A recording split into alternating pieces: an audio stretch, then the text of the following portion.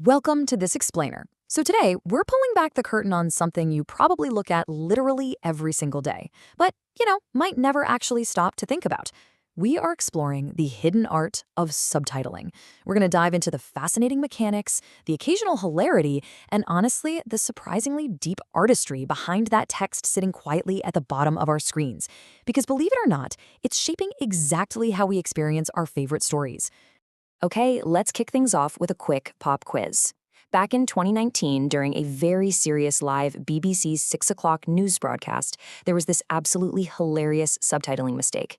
The text read, "We can't allow blank to become Prime Minister." So, do you think the mistake was A, Spider-Man, B, Superman, or C, Batman? Go ahead and lock in your guesses. I'm going to keep the answers secret for just a second, but definitely keep this in the back of your mind as we move forward. Section 1. Beyond just dialogue. Now, subtitles really began as a pure accessibility feature. For decades, deaf and hard-of-hearing audiences advocated for better ways to experience TV and film, because without this text, following a story was basically impossible. And eventually, subtitles expanded to translate foreign languages, which opened up global cinema to entirely new audiences. But today, the job is so much bigger. It's no longer just about transcribing what people say. Think about a crazy action-packed sequence where nobody says a single word. The subtitler still has to convey the exact auditory experience of that scene. They have to describe crucial action sounds like a sudden, piercing scream or the roar of a thrilling car chase. They even have to capture super specific ambient noises. It's literally the difference between just seeing a monster on screen and reading about its wet, heavy squelch or feeling the sudden dread of bombs exploding in the distance. The text basically has to bridge the gap between sight and sound. Section 2.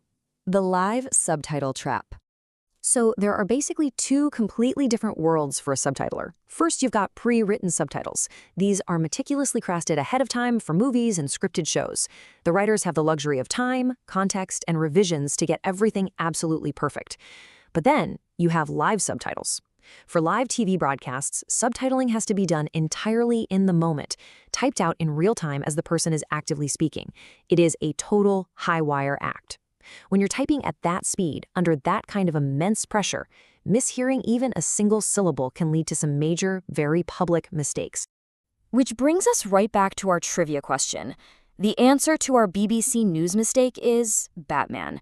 Let's actually look at how on earth the Caped Crusader ended up in a serious political broadcast. So here is what the interviewee actually said. "We can't allow that man to become Prime Minister." The speaker was neutrally referring to politician Boris Johnson as that man, but in the fast-paced, high-stress trap of live TV, the audio was misheard.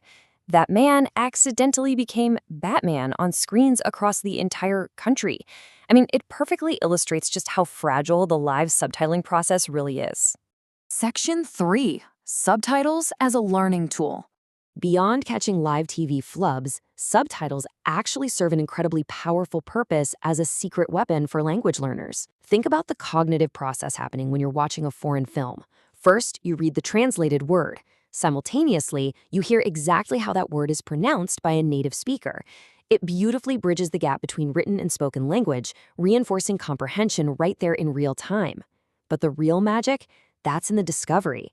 Because modern subtitles have to describe every single monster squelch and bomb explosion, viewers are constantly exposed to powerful, highly descriptive new adjectives that they would probably never encounter in a standard language textbook. It basically turns everyday binge watching into an immersive vocabulary lesson.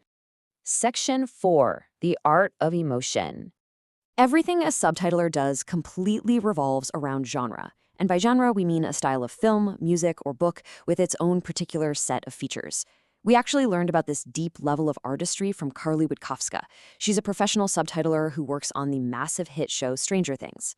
Carly explains that every single adjective she chooses is dictated entirely by the specific genre of the film or show she's working on. Think about how drastically a subtitler's vocabulary has to shift based on the project they're assigned to. In a historical period drama, the sound effects are generally upbeat, lighthearted, and cheerful.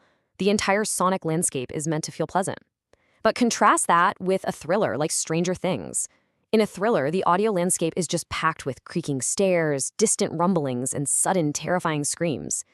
The descriptive words you'd use to build tension in one genre would completely ruin the immersion in the other. Carly explains this process perfectly. She notes, if you have a very upbeat sort of period piece where the music is very jaunty, you would use the word jaunty to describe the music. It's creating an idea of what a second is like. I just love that phrase, creating an idea of what a second is like. These writers are meticulously crafting a subconscious atmosphere for you, millisecond by millisecond. Take the word jaunty. It means full of energy and confidence. If you're watching a historical period drama and the subtitles tell you the music playing in the background is jaunty, well, you instantly feel the cheerful, upbeat vibe of the scene before an actor even opens their mouth. The word does all the heavy lifting to set your emotional state. Section 5. Capturing the perfect silence. So Carly belongs to a team of subtitlers who try to make their descriptions as emotionally resonant as possible. We've talked about capturing dialogue and lively music, but the ultimate challenge, subtitling is seen where absolutely no one makes a sound. Carly shared this amazing anecdote about a time her team was trying to subtitle a deeply tense, completely silent scene.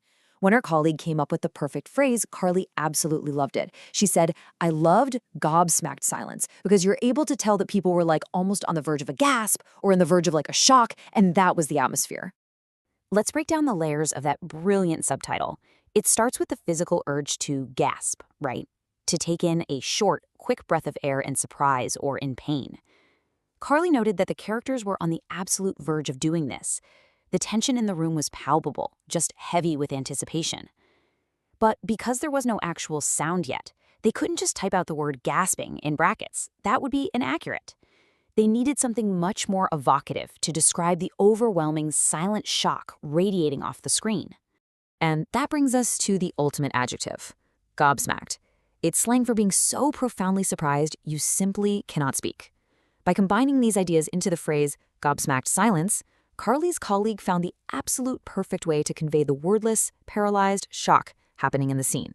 It was a stroke of genius. Actually, this specific subtitle was so evocative and accurate that it went completely viral, with people starting to use it to describe all sorts of everyday real-life situations. There's really only one appropriate response to writing a viral subtitle that perfectly captures an impossible silent moment. A high five. Lifting up your hand to clap hands with someone else to say, "Well done." Carly noted that when her teammate came up with gobsmacked silence, she immediately wanted to give him a massive virtual high five. It's a huge victory for a writer. So, the crucial point to take away from this explainer is that subtitling is an invisible art form that deeply shapes how we experience media. Since the explosion of global online streaming platforms, this field has evolved so far past simple translation or basic accessibility. These professionals aren't just transcribing anymore. They are orchestrating your emotional experience. They're carefully choosing whether a stair subtly creaks, a monster violently squelches, or a silence is truly gobsmacked. And it's all to ensure that you, the viewer, feel the exact right emotion at the exact right time. Which leaves us with a final question for you. Next time you watch a movie, what hidden, descriptive adjectives will you spot hiding at the bottom of your screen? I highly encourage you to turn on the subtitles for your next thriller or period drama and actively look for these artistic choices. You might just find yourself completely gobsmacked by the invisible art happening right in front of you. Thanks for joining me for this explainer, and keep learning.